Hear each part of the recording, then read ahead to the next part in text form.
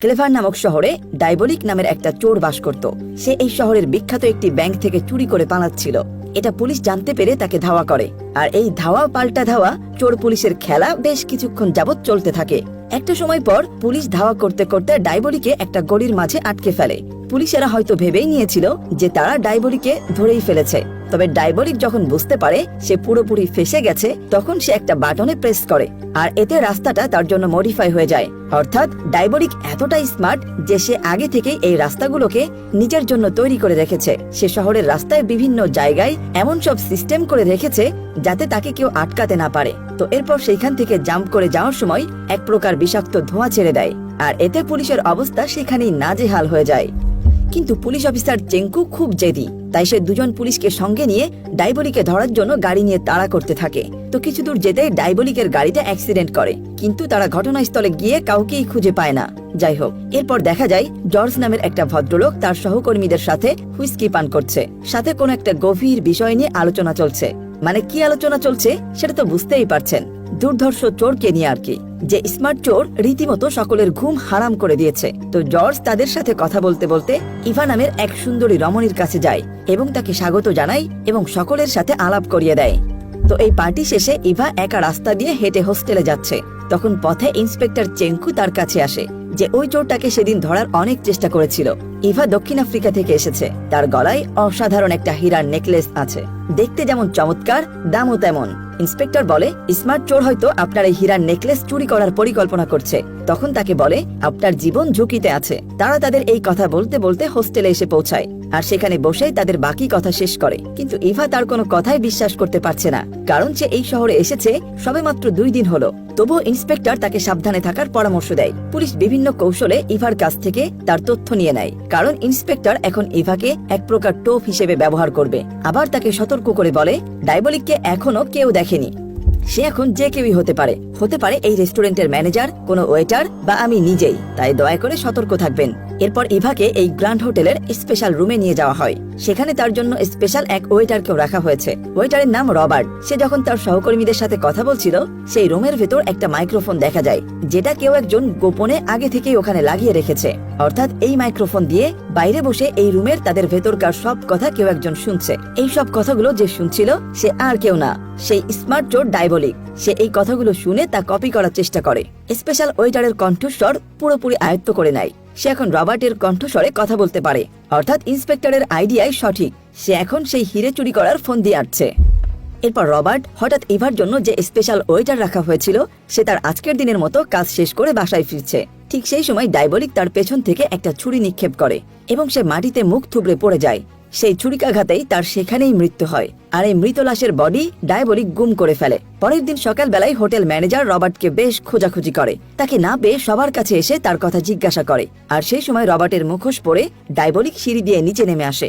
সে এখন তার মতো হাবভাব, এমনকি কথাও বলতে পারে। তার ছদ্মবেশে দেখে বোঝার কোনো উপায় নেই যে সে আসল রবার্ট নয়, আর এখন সে যে কোনো সময় রুম সার্ভিসের জন্য ইভার ঘরে যেতে পারে। অন্যদিকে ডাইবলিকের স্ত্রী এলিজাবেথ শহরের এক পার্কে এসে মন খারাপ করে দাঁড়িয়ে আছে। মন খারাপের কারণ হলো তার হাজবেন্ড বেশ কিছুদিন ধরেই বাড়িতে আসে না। তার খুব চিন্তা হয় যে সে কোথায় আছে, কেমন আছে, কি করছে, তার বড় ধরনের কোনো বিপদ হলো কিনা। তো যাই হোক, ইভাকে হোটেলের ম্যানেজার স্বাগত জানানোর জন্য তার দায়িত্ব সবাইকে বুঝিয়ে দিতে ছোট্ট একটা সমাবেশ করে। তার সাথে সবার পরিচয় করিয়ে দেয়। হোটেলের ম্যানেজার তাকে বলে, আপনার যদি কোনো কিছু প্রয়োজন হয় তাহলে আপনি রবার্টকে বলবেন, সে এখন আপনার পার্সোনাল ওয়েটার, সেই আপনার রুমের সবকিছু দেখাশোনা করবে। এই বলে তার সাথে পরিচয় করিয়ে দেয়। ইভা তার রুমে চলে যায়, আর সে তখন গোসল করতে বাথরুমে যায়। ঠিক সেই সময় ডাইবলিক রুমে ঢোকে। সময় নষ্ট না করেই হিরে কোথায় আছে তার সন্ধান করতে থাকে। সেই লাল রঙের দামি হীরাকে এক হাই সিকিউরেট লকারে বন্ধ করে রাখে। এখান থেকে হীরা চুরি করাটা অতটা সহজ হবে না। কিন্তু মজার ব্যাপার হলো, সেখানে ডাইবলিকের সেই লকার খুলতে তার মাত্র 2 মিনিট সময় লাগে।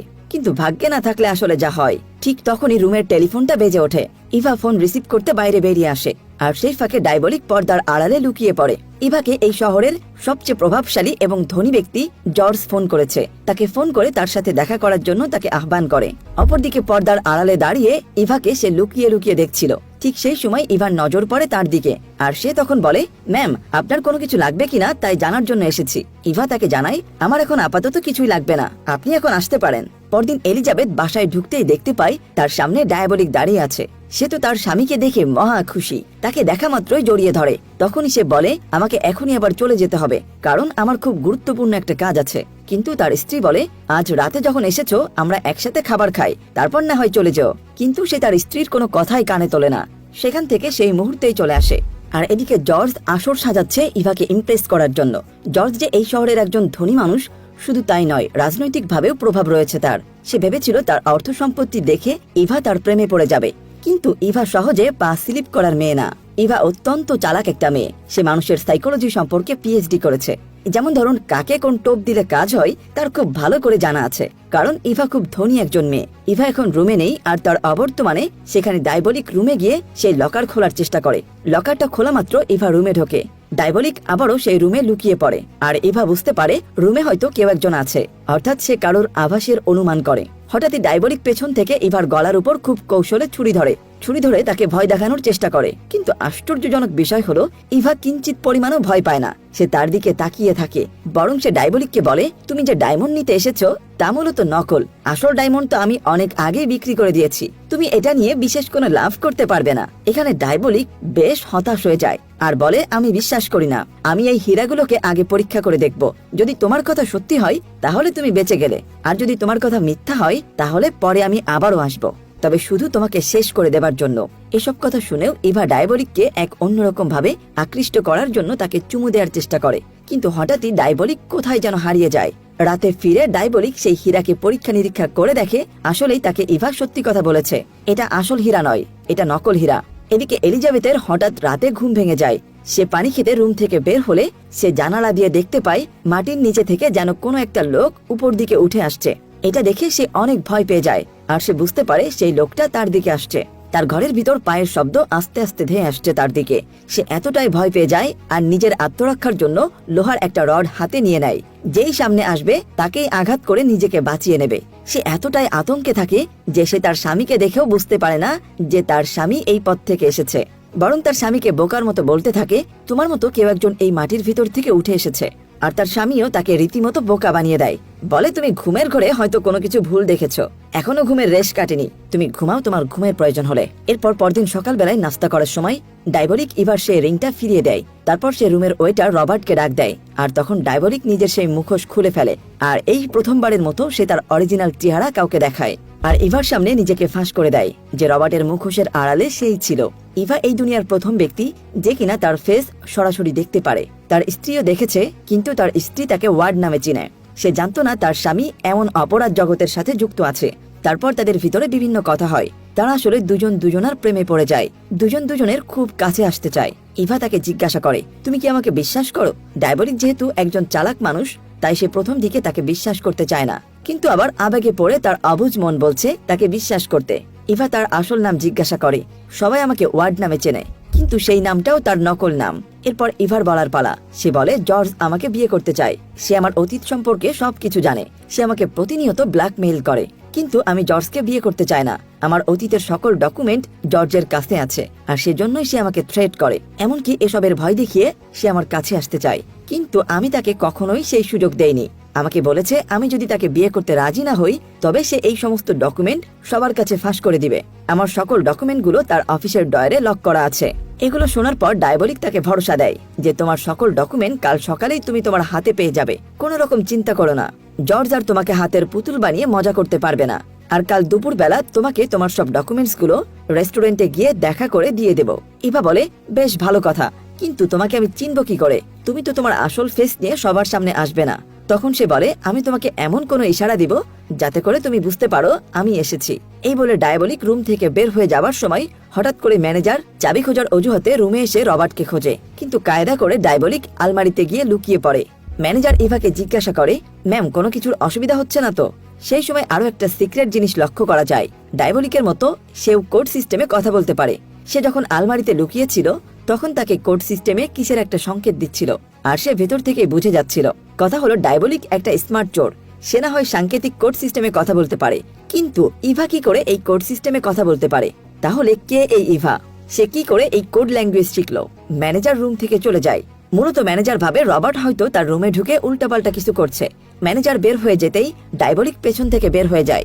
যাই হোক, এরপর সকালবেলা এলিজাবেথ ঘুম থেকে উঠেই তার মনের সন্দেহ দূর করতে সে রাস্তা খোঁজার চেষ্টা করে। সে এতটাই বোকা ছিল যে কাল রাতে তার স্বামীকে হঠাৎ আসতে দেখেও সে বুঝতে পারেনি এই মাটির ভিতর থেকে তার স্বামী উঠে এসেছে। এগুলো এক প্রকার অন্ধবিশ্বাস তার স্বামীর প্রতি। সে এদিক ওদিক খুঁজতে খুঁজতে সেই সিক্রেট রাস্তাটা পেয়ে যায় আর ধীর গতিতে সে অন্ধকার আন্ডারগ্রাউন্ডের রাস্তার ভিতরে যায়। সেখানে এসে সে আরো চমকে যায়। তার তো এক পর্যায়ে ভয় পেয়ে হার্ট অ্যাটাক হওয়ার মতো কাণ্ড। এখানে সে অনেক রকম মানুষের ফেস দেখতে পায়। ভয় পেয়ে কি করবে সে কিছুই বুঝতে না পেরে দ্রুত সেই আন্ডারগ্রাউন্ড থেকে বাইরে এসে পুলিশকে কল করে। পুলিশ এখানে এসে এই সব কিছু দেখে তাদের আর বুঝতে বাকি থাকে না এটা কার কাণ্ড। ইন্সপেক্টর চেঙ্কু সকল পুলিশকে তাদের চোখ কান খোলা রেখে চারিপাশ ঘিরে ফেলতে বলে। সিক্রেট সকল রাস্তা এবং তার বাড়ির আশপাশে সবকিছুই পুলিশ সম্পূর্ণ ঘিরে ফেলে। এইবার বগা ফাঁদে পা দেবেই। এদিকে ডায়াবলিক যখন তার বাড়ি আসে সিক্রেট রাস্তা দিয়ে, তখন সে একটা পাহাড়ের কাছে এসে একটা সুইচে চাপ দিতেই পাহাড়টার মুখ খুলে উপরের দিকে উঠে যায় এবং সে গাড়ি নিয়ে ভিতরে ঢুকে পড়ে। এইসব রাস্তাগুলো সে নিজের হাতেই তৈরি করেছিল, যাতে করে সে ধরা পড়লে সহজে পালিয়ে যেতে পারে। এই রাস্তা তার বাড়ির আন্ডারগ্রাউন্ডের সাথে যুক্ত করা আছে। এখানে সে আসতেই পুলিশ তাকে অ্যারেস্ট করে নেয়। পুলিশের চোখ ফাঁকি দিয়ে পালানোর চেষ্টা করলেও পুলিশ তাকে সেই পথেও আবার ধরে ফেলে। অপরদিকে ইভা একটা রেস্টুরেন্টে তার জন্য অপেক্ষা করে আর চিন্তা করে সে এত বড় মাপের একটা স্মার্ট চোর, তার তো সামান্য একটা কাজ করতে এত সময় লাগার কথা না। সে হঠাৎই পত্রিকার নিউজ দেখে জানতে পারে ডায়াবলিকে অ্যারেস্ট করা হয়েছে আর তাকে কোর্টে আনা হয়েছে। ডায়াবলিকে যখন জর্জ জিজ্ঞাসাবাদ করে তখন সে মুখ থেকে একটা শব্দ উচ্চারণ করেনি, তবে সে শুধু ইভার দিকে তাকিয়েছিল। তারা চোখে চোখে ইশারায় কি যেন কথা বলছিল। এখানেও তারা তাদের কোড ল্যাঙ্গুয়েজে কথা বলে, তাকে কাজ করার জন্য কিছু দিক নির্দেশনা দেয়। কোড ল্যাঙ্গুয়েজে বলা কথা মতো ইভা সেখানে গিয়ে 3 নাম্বার ইটে প্রেস করে। সেখান থেকে একটা কালো রঙের গাড়ি বেরিয়ে আসে। গাড়ি নিয়ে সে সেই সিক্রেট পাহাড়ি রাস্তায় চলে আসে। এখানে একটি সিক্রেট রুমে এসে সে কিছু কেমিক্যাল নিয়ে চলে যায় জর্জের কাছে। জর্জ হচ্ছে জাস্টিস মিনিস্টার। তাকে এসে বলে, আমি ডায়াবলিকের সাথে কথা বলতে চাই, আমাকে সেই ব্যবস্থা করে দাও। জর্জ প্রথমে কোনো মতেই রাজি হয় না। সে বলে তাকে ফাঁসিতে দেয়া হবে, তার সাথে দেখা করা কোনো মতেই সম্ভব না। কিন্তু ইভার জোড়াজুড়িতে তার কথাই না করার কোনো উপায় নাই। ইভা তো হাল ছাড়ার পাত্রী নয়। সে বলে তার ফাঁসির আগে একবার হলেও আমার সাথে তার দেখা করার ব্যবস্থা করে দাও, আর যদি তুমি না করো তাহলে আমি আর তোমার সাথে কোনো প্রকার সম্পর্ক রাখবো না। শেষমেশ জর্জ রাজি হয়ে যায়। জর্জ তার সাথে জেলে ডায়াবলিকের সাথে দেখা করতে যায়। তো যাই হোক, তারপর তারা দুজন মিলে ডায়াবলিকের সাথে দেখা করতে যায়। তারা ভিতরে গিয়ে প্রায় আধা ঘন্টার মতো কথাবার্তা বলে। কথা শেষে আধা ঘন্টা পরে ইভা আর জর্জ বাইরে বেরিয়ে আসে। তারপর দিন ডায়াবলিকের মৃত্যুদণ্ড কার্যকর করার জন্য তাকে নিয়ে আসা হয়। তার ধর থেকে মাথা আলাদা করে মেরে ফেলার আদেশ দেওয়া হয়। দেখা যায় যার এখনই মৃত্যু হবে তার কোনো রকম কোনো অনুভূতিই নেই। সে প্রায় নিথর হয়ে বসে আছে। এটা দেখে ইন্সপেক্টর চেঙ্কু একটু অবাক হয়ে যায়। শুধু ইন্সপেক্টর চেঙ্কুই নয়, তার পাশে থাকা সব পুলিশের এমন মনে হচ্ছিল তার ভেতর কোনো কিছু গড়বড় আছে। এটা বলে একটা পুলিশ বলে ওঠে, হয়তো ও কোনো প্রকার ড্রাগস নিয়েছে, যার কারণে তার কোনো অনুভূতি চোখে মুখে ফুটে উঠছে না। আর এটা ইন্সপেক্টর চেঙ্কু বুঝতে পারে। ইন্সপেক্টর কিছু করার আগেই খেল খতম, অর্থাৎ তার ধর থেকে মাথাটা কাটা হয়ে গেছে। আসলে এটা ডায়াবলিক ছিল না, এটা ছিল জর্জ। আসলে হয়েছে কি, ওই যে তারা জেলে আধা ঘন্টা কথা বলতে গিয়েছে, সেই সময় কাজ শেষ করেছে ডায়াবলিক আর ইভা মিলে। আন্ডারগ্রাউন্ড রুমে বিভিন্ন মানুষের মুখোশ পাওয়া যায়, সেখানে আগে থেকেই তার মুখোশ বানিয়ে রেখেছে। ইভাকে কালো গাড়ি দিয়ে সিক্রেট রুমের ভিতর আন্ডারগ্রাউন্ড থেকে মুখোশ আর কিছু কেমিক্যাল আর ড্রাগস আনতে বলে। সেগুলো দিয়েই প্ল্যান সাকসেস করে তারা দুজন। ইভা 2টা মুখোশ এনেছে, যাতে একটা পরে ডায়াবলিক বেরিয়ে আসতে পারে আর অন্যটি জর্জকে পরিয়ে ভিতরেই ডায়াবলিক বলে রেখে আসতে পারে। আর জেলের রুমে ঢুকেই তাকে প্রথম ইনজেকশন দিয়ে ঘায়েল করে ফেলে। তার থেকে যাবতীয় তথ্য বের করে নেয়। হীরা কোথায় আছে, সকল ডকুমেন্টস কোথায় আছে, সবকিছু তাকে এমন রাখতে হয়েছিল যাতে তার জ্ঞান ফিরে আসলেও কোনো রকম অনুভূতি না থাকে, কাউকে কোনো কিছু বলতে না পারে। অর্থাৎ তার শুধু মৃত মানুষের মতো ধরটায় পড়েছিল। আর এরপর মিশন 2, ডায়াবলিক জর্জ সেজে তার অফিসে গিয়ে সকল ডকুমেন্টস তার ডয়ের থেকে চুরি করে নিয়ে আসে। পুলিশ এখানে পৌঁছে গেছে ঠিকই, কিন্তু পুলিশ পৌঁছানোর আগেই সুকৌশলে বেরিয়ে আসে তার অফিস থেকে। আর এদিকে খুব ধনী একটা মহিলা তার অনেক অর্থ সম্পত্তি অলংকার সিকিউরিটিতে রাখতে চায়, যার জন্য সে ব্যাংকে আসে। সেখানকার ম্যানেজার তাকে হাই সিকিউরিটির একটা লকার দেখায়। সিকিউরিটি লকারটা 4টা লেয়ার বিশিষ্ট পারদ দিয়ে তৈরি করা হয়। সেখান থেকে খুব সহজে কোনো কিছু হাতিয়ে নেওয়া কারো পক্ষেই সম্ভব না। এদিকে ইন্সপেক্টর ডায়াবলিকে ধরার জন্য অনেক রকম ফাঁদ পাততে শুরু করে। সে খোঁজ খবর নিচ্ছে এই শহরে বর্তমানে সবচেয়ে ধনী কে আছে এবং তার অর্থ সম্পত্তি কোথায় রাখা আছে। তো খুঁজতে খুঁজতে সেই ধনী মহিলার সন্ধান পায়, যে কিনা তার সবচেয়ে মূল্যবান জিনিসপত্র ব্যাংকের লকারে জমা রাখে। আর ইন্সপেক্টর বুঝতে পারে ডায়াবলিক এখানে চুরি করতে আসবেই। যেই তারা চুরি করতে আসবে তখনই তারা তাকে ধরে ফেলবে। মজার বিষয় হলো এই ধনী মহিলা অন্য কেউ নয়, ইভা নিজেই। অন্য কারোর মুখোশ বানিয়ে সে এই ফাঁদ পেতেছে, অর্থাৎ পুলিশদেরকে নাকে দড়ি দিয়ে ঘোরানোর একটা প্ল্যান তাদের। এই লকারের সমস্ত সিকিউরিটি ডকুমেন্ট ডায়াবলিককে দিয়ে দেয়। তখন সে এই লকার খোলার প্ল্যান করে। এবারও সে প্ল্যান করে আন্ডারগ্রাউন্ড দিয়ে যাবে। এভাবে তারা পুলিশের চোখে ধুলো দিয়ে একের পর এক নতুন প্ল্যান করে, আর সফলও হয়। যেহেতু লকার রুমের মধ্যে সেন্সর লাগানো ছিল, তাই সে ওইখানে গিয়ে সাথে সাথে ম্যান হলে পাইপের পানিগুলো অন করে দেয়। আসলে সে এমনটা করেছে যাতে পানির আওয়াজে ভেতরের সেন্সরগুলো কোনো শব্দ কারুর কানে না আসে। ইন্সপেক্টর খুব ভালো করেই জানতো সে নিচের কোনো ম্যানহলের থেকে আসা যাওয়ার পথ তৈরি করবে, তাই সে পুরো শহরের সকল ম্যানহলের সামনে পুলিশ মোতায়েন করে। এদিকে ডায়াবলিক ইভার সাহায্য নিয়ে একটা ড্রেন দিয়ে উপরে উঠে আসে। সেখানে এসেও দুইটা পুলিশ তাকে ধরার চেষ্টা করলে পুলিশ দুইটাকে আঘাত করে পালিয়ে যাওয়ার চেষ্টা করে। পানির ভেতরে লাফ দিলে তখন ইন্সপেক্টর তার পায়ে গুলি করে দেয়। ইন্সপেক্টর তাকে জীবিত গ্রেফতার করতে চায়। সেখানে সে থমকে দাঁড়িয়ে পড়ে, কিন্তু পুলিশ তাকে গুলি করে বিশেষ কোনো লাভ করতে পারেনি, কারণ তার সঙ্গে আছে ইভা। পানির ভিতর থেকে হঠাৎ ইভা ইন্সপেক্টরকে আঘাত করে, আর সেই ফাঁকে তারা দুইজন একটা বোট নিয়ে পুলিশের চোখে ধুলো দিয়ে পালিয়ে যায়। ইন্সপেক্টর দূর থেকে দাঁড়িয়ে তাদের সবকিছু দেখছিল, কিন্তু তার হাতে কিছুই করার ছিল না, শুধুমাত্র দেখা ছাড়া। তারপর তারা সমুদ্রের ভিতর বোট নিয়ে অনেক দূর পালিয়ে যায়।